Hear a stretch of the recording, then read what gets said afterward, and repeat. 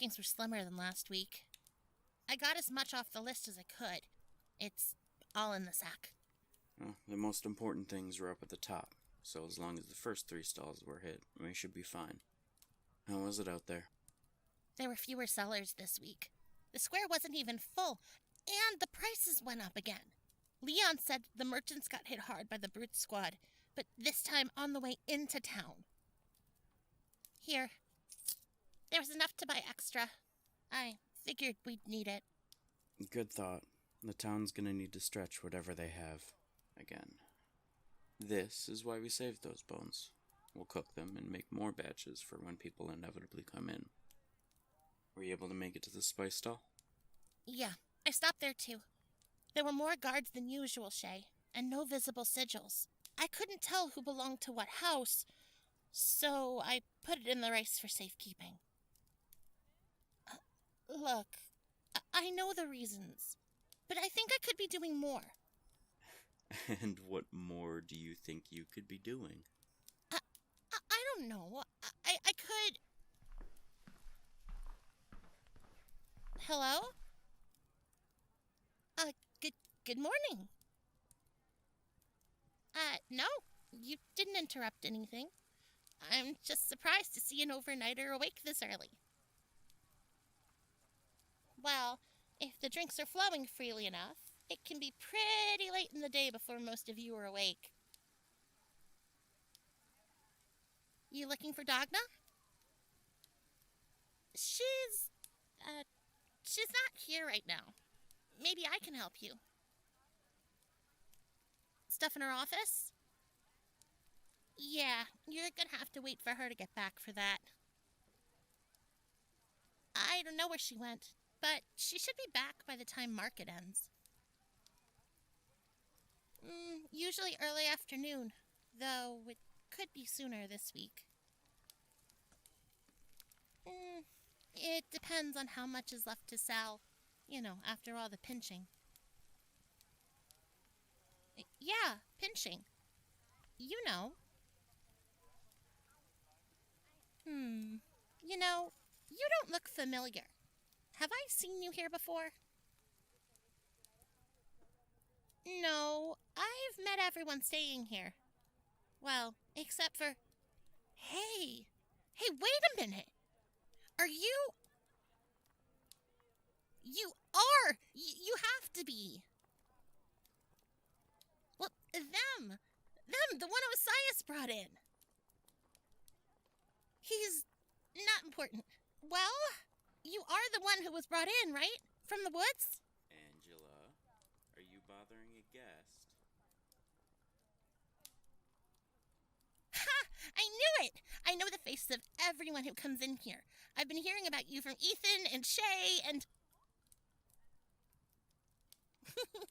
Oh, don't look so worried. Not everyone knows. Only people who were here that night. But it's okay, really. The gossip's all moved on. Especially with everyone recovering from the last pinching. If this keeps up, there might not even be a market day next week. Angela? You want something to eat? You just got up, so you haven't had morning meal yet.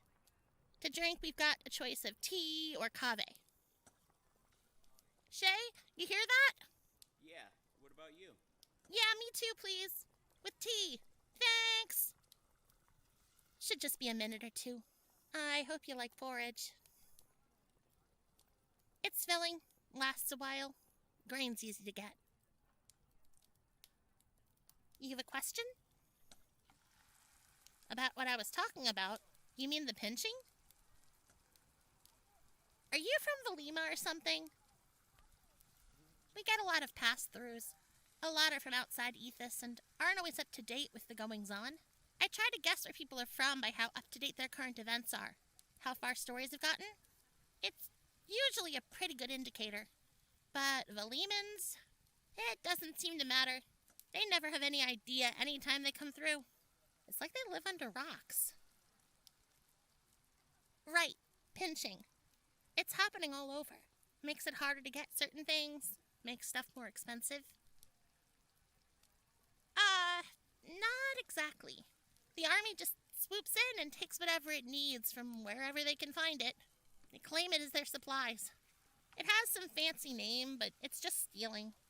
So there are shortages, and we have porridge. We make it work, pull together, do what we have to do, same as every other day. Breakfast's up. Thanks, Shea. Well, enjoy. Careful, it's hot. We have some things you can mix into it if you like. There's honey, jam, fruit. By the goddess, I've never seen so many guards out there. Shea, is Angela back from bread day yet? I didn't see her out there. If she isn't, we need to find her and... Dagna! Hi. Angela, you're back. Good. Yep, nothing to worry about. I'm gonna need some time too. But look who I got to meet. Oh, good morning. Finally left your sickbed, I see. Yes, it's been a busy morning, and I'm afraid it's just getting started. Angela, would you mind seeing to them for the moment? I need to see to this. And a few other things. Mm-hmm. Thank you. Oh, don't worry. I'll be back. Maybe... Shea, can you get them some breakfast in the meantime? I'll be right back. She didn't even notice breakfast was already on the bar. Whatever she was doing, her head must still be there. Not a lot, but I've seen it before. Angela? Right. Don't worry, she's fine. Her mind's just somewhere else. Could be anything. Tonight's menu, bed math for overnight market sellers, how much firewood we have left before we need to start making more barter stew. You've never had barter stew. Oh, you're in for a treat. Shea's is the best. It cooks for hours and stays on a low flame simmering so the flavors all meld together and it thickens up. It's really good.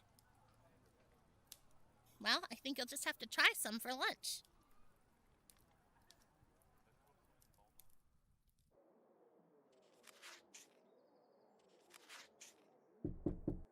Come in.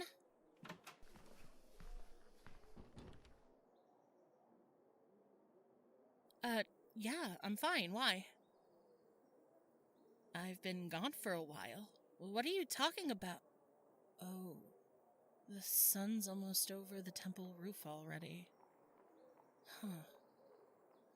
I am so sorry. I got distracted. No, I'll be fine. Might need a nap later, but when you spend all night running an errand, it's to be expected. I hoped to be back before anyone realized I was gone, but, well, it took longer than I thought. I was taking advantage of the fact knowledge never sleeps, and neither do its keepers. There is a village a few hours from here called the Glen of St. Cathene. It's home to a holy order called the Athenian Seekers. They're knowledge collectors and protectors. Because of its history, the order has some rather unique traditions.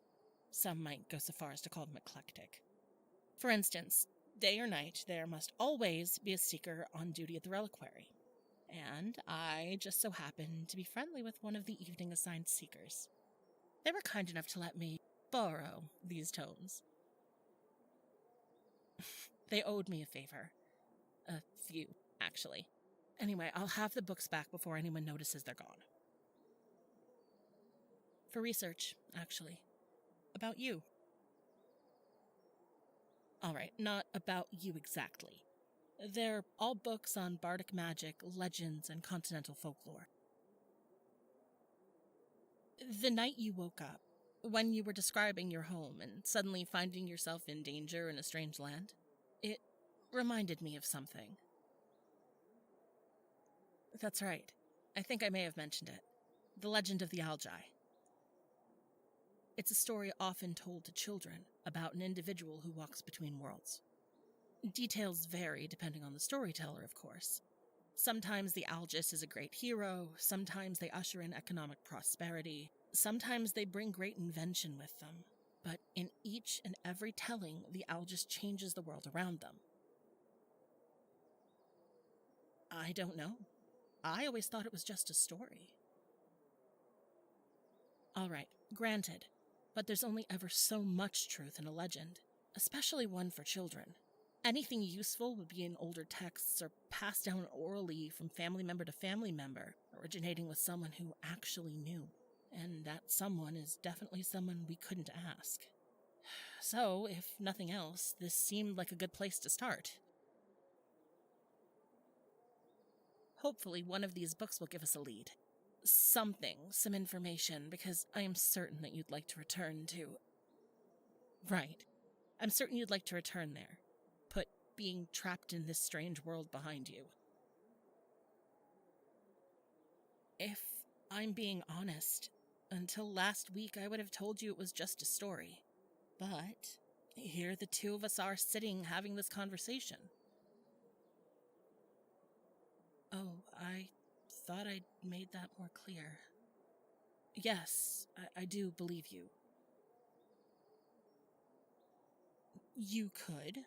You could absolutely be making the whole thing up. And I could be a fool to believe you, especially with a war on. But I like to think I'm a good judge of character, and the evidence speaks volumes. Well, your lack of local knowledge and magical training, the knowledge that you do have, your mannerisms, your original clothing, and, no offense, but the way that you speak, your syntax, it's all very different. I've been paying attention the last week or so, watching you, listening to your stories. You don't act like someone who's lost their wits, just someone who's lost their way. I just call it like I see it. And besides, you're under my roof, which means you're under my protection. I'm not going to let anything happen to you. Not if I can help it. Yeah, well, Angela was pretty adamant about getting to meet you. Best to keep you in one piece. I see she finally had the opportunity. I hope she didn't run you over in the process. Good. She's a good kid. No. I actually can't call her that anymore, can I? No, and if you call her that, she gets very unhappy. Angela is native Athenian. They're often mistaken for children due to their voices and their heights. She may be very recently an adult, but she will not stop reminding people of that. Given how happy she seemed talking to you, I think you'll be okay. Don't worry, you're fine. If it had been a problem, Shea would have said something, I promise. We're all very close here, and the last thing Shea would have allowed was Angela feeling uncomfortable. We're all very close here, the main staff. It's just the four of us. Me, Angela, Shea, and Ethan.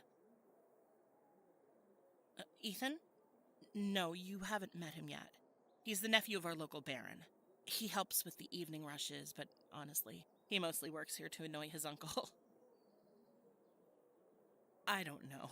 Something about work being below family station? The Baron doesn't deign to spend time among us riffraff if he can avoid it. Prefers jockeying for position at the Duke's feet. Bitter? No, not at all. Disappointed, perhaps. But if one has the pull and the coin to spare, who wouldn't try to pull themselves up if they could gain favor with those in charge? Of the capital, of the country, of the war. 3 years ago we were at peace. Then one day, almost out of nowhere, the Duke of Malcave, Lady Meredith, and a handful of other nobles and their forces lay siege to the capital. Queen Leonora was dead, the princess was missing. It was. Everyone was in shock.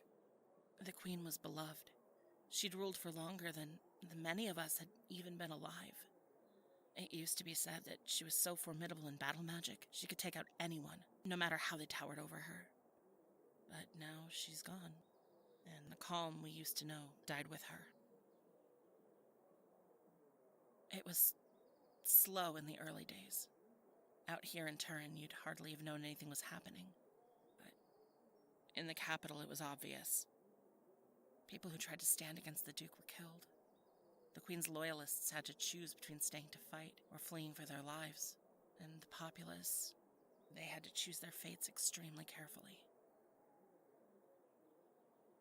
The capital officially fell to the Duke. He started spreading his influence and his troops. Now you can hardly go anywhere without feeling their presence. The loyalists who fled have been fighting back. They gathered allies and became the resistance. At the same time, both sides are still searching for Princess Astrid. She's the sole heir to House Genwin, the Queen's granddaughter and the last of the line. She is the only one who could rightfully take the throne back, but no one can find her. A year or so back, there was a rumor the princess was hiding in Emming. You've heard of it? Only in passing. Okay. It was one of the larger market cities near the Iarka coast, one of the first points of contact for people and goods from across the sea. Yes, was. Meredith, she led the search herself, and when Astrid wasn't found, she ordered the city destroyed. They put most of it to torch. Wanted to make a statement, and they did. I'm sorry. I'm not telling you this to frighten you, but there's so much you don't know about this place. Things you couldn't possibly know, and I've been worrying about that. You're healed now. Been given the all clear by the doctors. You could go anywhere, but you and I both know that you're alone. That and your knowledge gap have me extremely concerned. If someone in town were to ask you directions or about recent or past events, you wouldn't be able to answer in a way that made sense. Saying the wrong thing to the wrong person, it can attract attention. And trust me, that is the last thing anyone in town would want. Because gaining the wrong kind of attention from the wrong person, people have gone missing and been dragged away for less. Today, the Velsine legally stole food and trade goods off of merchants' carts. They proclaimed them property of the army, gave no compensation, and there's no one who could do anything about it. Do I need to go on? They're the group tasked with pinching for the Duke's forces. Most people call them the Brute Squad. All that said, I want to make you an offer. I want to offer you a place here at the tavern, like a job. I'd add you as a member of the main staff. It's mostly the four of us, but we have a few bartenders and servers who live in town. They cycle in depending on the day. The position would include room and board, and of course I'd pay you. Most trade in town is done by barter, but there are some things you can only get with coin. Among other things, it would give you a reason to stick around and a feasible story. If anyone asked you why you were in the woods, you just got lost coming through for a job. You certainly wouldn't be the first. It's my business, and the business of my business is my business. So it's no one else's business if I'm hiring another person, whether you have experience or not. Either way, it's fine. It's relatively easy to pick up, and I can teach you the rest. It's mostly simple math, and given what I saw in your effects and how advanced they seem, I swear there are things in there I have never seen before. Speaking of... Here, I know you wanted them back. No, I'm still looking for that necklace. I'll keep looking, but it might have gotten lost when you came out of the woods. So, what do you think? Great. And we can start working on your local knowledge, magic, and more research. Don't worry about the tomes, I'll be fine. And besides, I'm already too far in to stop now. If you're a children's story, my friend, I want to see how it ends.